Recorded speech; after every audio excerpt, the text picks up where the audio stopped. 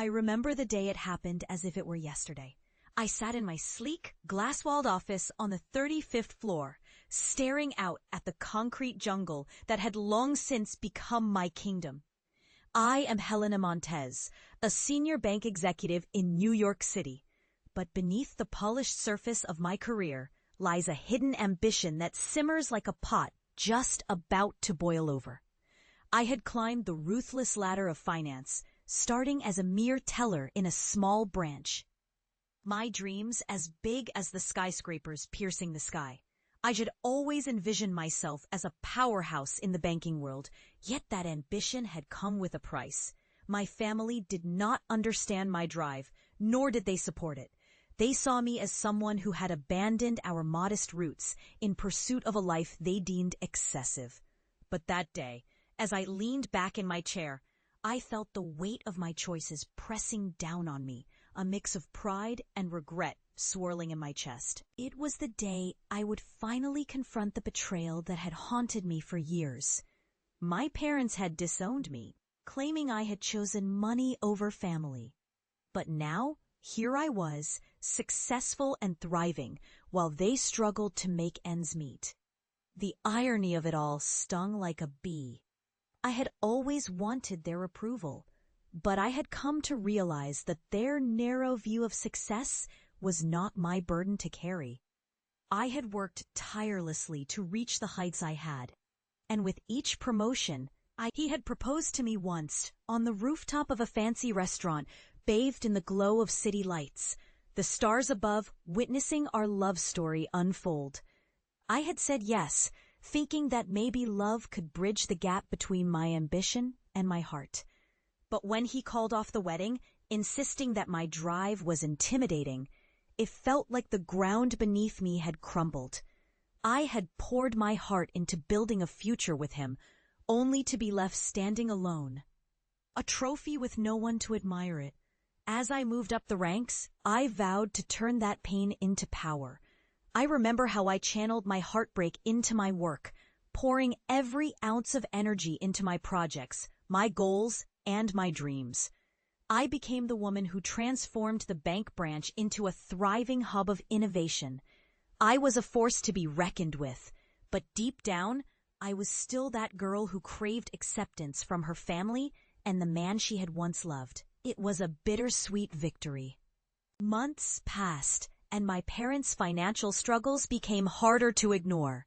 A part of me felt the pull of compassion, but the other part screamed that they had made their choice. They had turned their backs on me when I needed them the most. But as I watched clients thrive under my leadership, I realized that I had the power to help them. I decided to reach out, not out of obligation, but out of a desire to show them that I had not forgotten where I came from. When I finally met with them one dreary afternoon, the air was thick with tension. Their faces were lined with worry, and the disappointment in their eyes cut deeper than any harsh word they had ever spoken. I presented them with a proposal, one that would offer them a lifeline. The look of disbelief on their faces was a mixture of shock and confusion.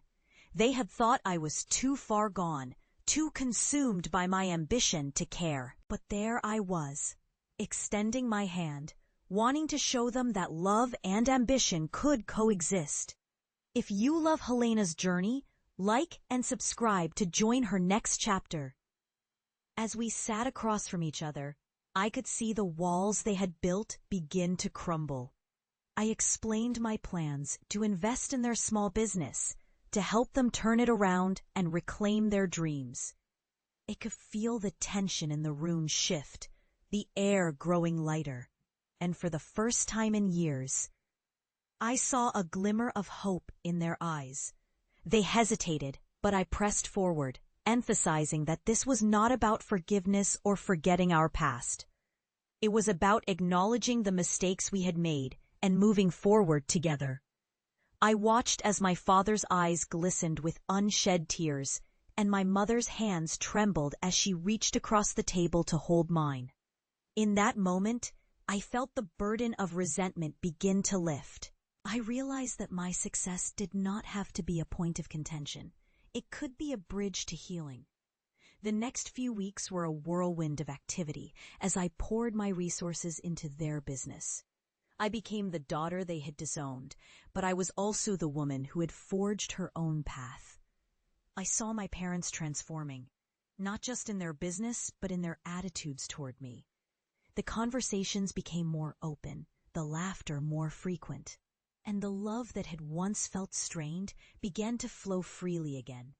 I had taken a risk, a leap into the unknown, and in doing so, I forged a new bond with my family.